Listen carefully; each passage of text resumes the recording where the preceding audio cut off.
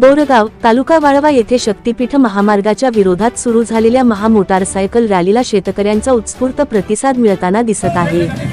उभ्या पावसातही हजारो शेतकरी रस्त्यावर उतरले असून शक्तीपीठ महामार्ग कोणत्याही परिस्थितीत रद्द झाला पाहिजे अशी एकमुखी मागणी आंदोलक शेतकऱ्यांकडून करण्यात येत आहे।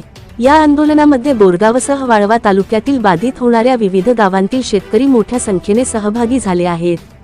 हातात झेंडे, घोषणाबाजी आणि मोटारसायकल रॅलीच्या माध्यमातून शेतकऱ्यांनी शासनाच्या विरोधात तीव्र भावना व्यक्त केल्या।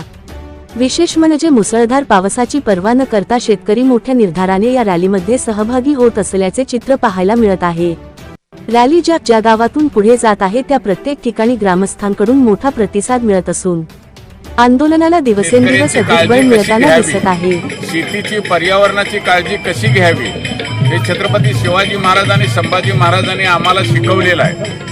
आत्ताचे राज्यकर्ते आणि बरेचसे शिवाजी महाराज आणि संभाजी महाराजांच्या नावावर दुकानं चालवणारे हे शेतकऱ्यांच्या विरोधातले आहेत, हे स्पष्ट झालेलं आहे। अशा वेळेला आम्हाला आमचा शेतीचा आणि पर्यावरणाचा विचार करताना शक्तीपीठ रद्द झालाच पाहिजे या आंदोलनाचा भाग म्हणून आम्ही छत्रपती संभाजी महाराज यांना अभिवादन करून सगळ्या शेतकऱ्यांना जागा करण्यासाठी म्हणून ही रॅली काढलेली आहे। आज या ठिकाणी शक्तीपीठ विरोधात भव्य अशी युवकांची रॅली सुरू झालेली आहे। या ठिकाणी बोरगाव मधून सुरुवात झाली आहे। बोरगाव मधून मसुतीवाडी, जुनेखेड, नवेखेड, वाळवा, उरुणी, कामेरी, येडणीपाणी, इटकरे, येलूर, कुरळपाणी, आयतूर खुर्द अशा पद्धतीची रॅली या ठिकाणी पूर्ण होणार आहे। कामेरी मधून जवळजवळ 200 ते 300 मोटरसायकली घेऊन आम्ही या रॅलीमध्ये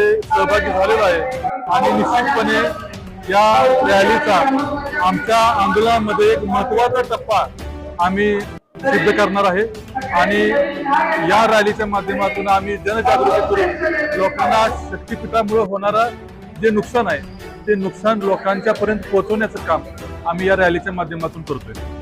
मी प्रथमतः शक्तीपीठ महामार्गाचा निषेध करतो, कारण या सरकारनं की शेतकऱ्याला आवश्यक असणाऱ्या गरजून मागण्या करत असताना कोणतीही मागणी नसताना शक्तीपीठ मार्ग शेतकऱ्यावर लादण्याचा प्रयत्न केला आणि तो निर्णय अन्यायकारक इतका आहे की शेतकरी भूमिहीन आणि जगणं मुश्किल होईल अशा पद्धतीचा अन्याय करणारा हा निर्णय आहे।